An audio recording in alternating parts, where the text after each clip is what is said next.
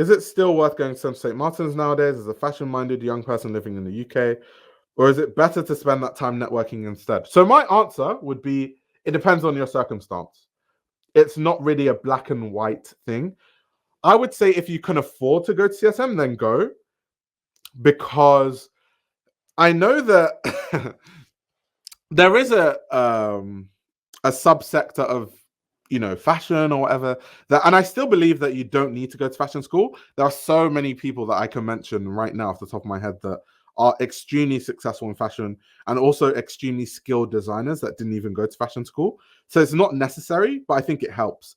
And especially now where there's more competition in fashion design, everyone has an online brand. One way that you can cut through the noise is just by having a fashion degree. I think people take you more seriously automatically. And secondly, the CSM network is insane. I can't stress to you how insane the CSM network is. I've told this story before. I'll tell you guys the story again. When I was at CSM, for people that don't know, I study fashion journalism at CSM. When I was at CSM, Thames and Hodson reached out to CSM to recommend one of the journalism students to work with them. So because I had an online platform and I'd already worked with brands, I'd done stuff with Stone Island and stuff like that, they thought that I would be a good fit because I had experience working with brands. So my teacher, one of my teachers, put my name forward for Thames and Hodson. And because they put my name forward, I worked with Thames and Hodson on their Versace catwalk book. I got to interview Tim Blanks. I got to do the press run. I got to meet Donatella Versace. I also did the press run for the Chloe book. I interviewed Lou Stoppard, who wrote the book. I did all of that. All of that came from CSM. The Versace side of things, I got that through CSM. The Chloe stuff was because I did a good job with the press run of the Versace launch.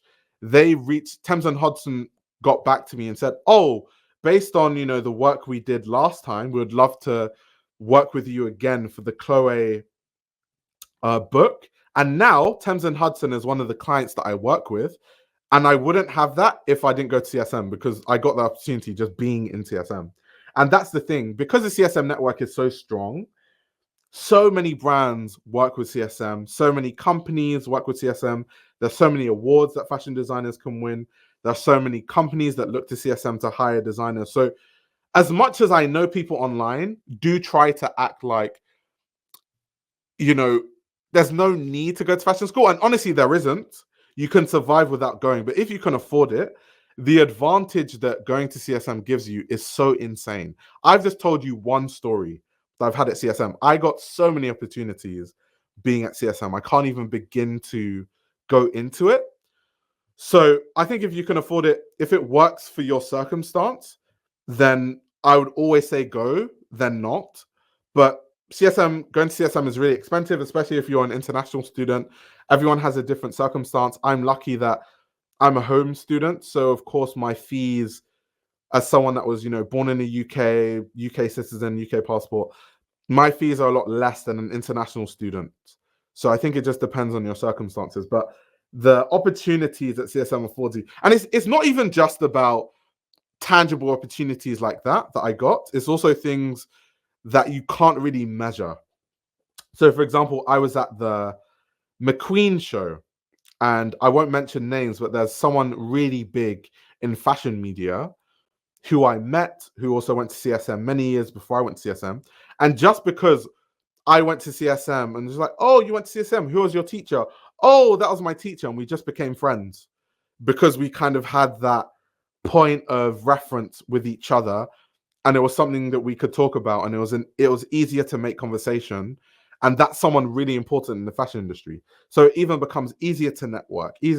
So that's what I'm saying. There's many positives to going to CSM. There are some negatives too, but a lot of positives too. Someone says there's tons of low grade, cheap cashmere now because of the cashmere craze that happened in fashion. So quality fabric really depends on where it's sourced, how it's woven, and construction. Exactly. Like I have a video on my channel. I can't remember exactly what it's called. I think it's called something along the lines of why the quality of denim in Japan is so good. And in that video, I was talking to a woman from Belgium that runs a really successful denim brand, and all her denim is sourced in Japan. And we were talking about the reason why Japan denim quality is so strong is because they have these really old machines that a lot of countries don't have, where they weave the denim very tightly together. And in a lot of countries, they don't have the same machinery, so they can't weave denim as tightly. And that's why Japanese denim is like the quality is amazing.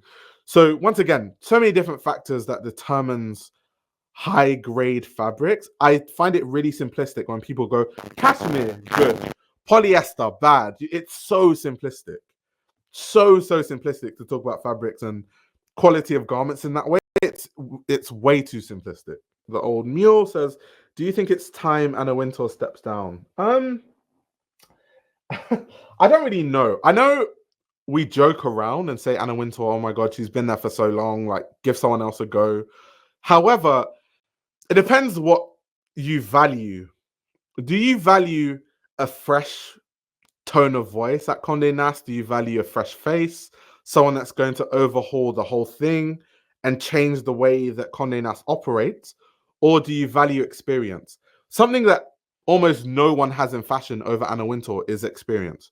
Anna Wintour has more experience than most people that are working in fashion right now because she's just so old and she's been in fashion for so long. She's been at Vogue since before I was born. That is how long she's been at Vogue and at Condé Nast in general as an institution since before I was born. So in terms of experience, you can't really beat her. So it then becomes, what do you value? Do you value experience or do you want to see freshness at Vogue? I think both are important. Experience is very important, but also a fresh perspective on things is also important. I feel like people who work behind the scenes in fashion at runway shows, etc., dress in very functional ways because of their jobs, because the center of attention needs to be the designs on stage. Oh, yeah, that's very true. Also, when you think of designers, like Alexander McQueen's personal style, I know we have this conversation all the time. Let's see. Alexander McQueen style. We have this conversation all the time, but Alexander McQueen's personal style, this man, let me go Lee McQueen because I'm not actually talking about the brand, I'm talking about the man. But this man was out here wearing, like, this is how he used to dress, like AstroTurfs and sneakers with baggy jeans and, you know, stuff like this. That's the thing. Some creators also, they put so much energy and love and thought into their clothing that by the time they are done, they don't even want to think about what they wear personally.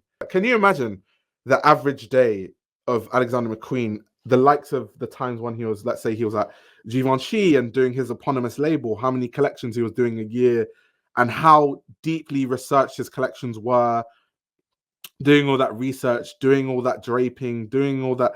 McQueen was someone that used to sit on the floor and sew things. Like, you just want something functional and something that's comfortable to wear. You can't be wearing all these extravagant things, being on the floor trying to, you know, fix a pattern. It's not practical. How deep is fashion? I watched a documentary on Tom Ford's Gucci 95 collection and people were so emotional. It seemed basic to me, and that's something I notice often. Why do people get so emotional in fashion? I guess people get emotional in fashion because it means something deeper to them. I think that whether fashion is deep or not depends on the individual.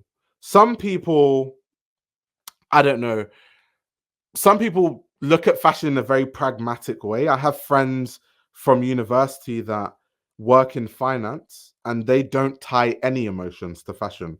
Fashion to them is just a very pragmatic, practical thing. I wear a suit because that's the work attire, and I dress this way because that's how, in their mind, a respectable man in society is supposed to dress and look. And there's no other consideration. To other people, the artfulness that goes into designs, the inspirations, it's very inspirational. It reminds them of a time. A designer might reference something that touches someone emotionally. So let's say someone like Jacques Mus. Jacques Mus says that the reason he started his brand is partially because of his mother.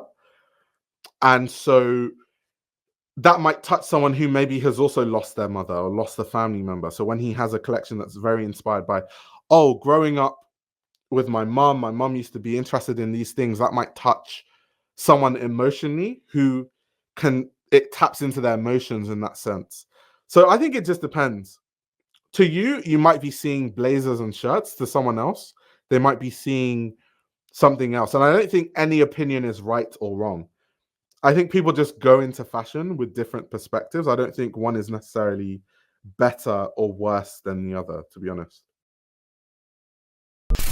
This YouTube channel runs on your support. If you want to support the channel, you can subscribe to my Patreon. You'll gain access to exclusive content that includes everything from my Patreon podcast, where I give a behind-the-scenes insight into the fashion industry, as well as a fashion book club where I review my favorite fashion books. You can also check out my fashion ebook, which highlights the best fashion journalists to follow, definitions of common fashion terminology, and how to determine what a good source of fashion information is. The links to everything are in the description below.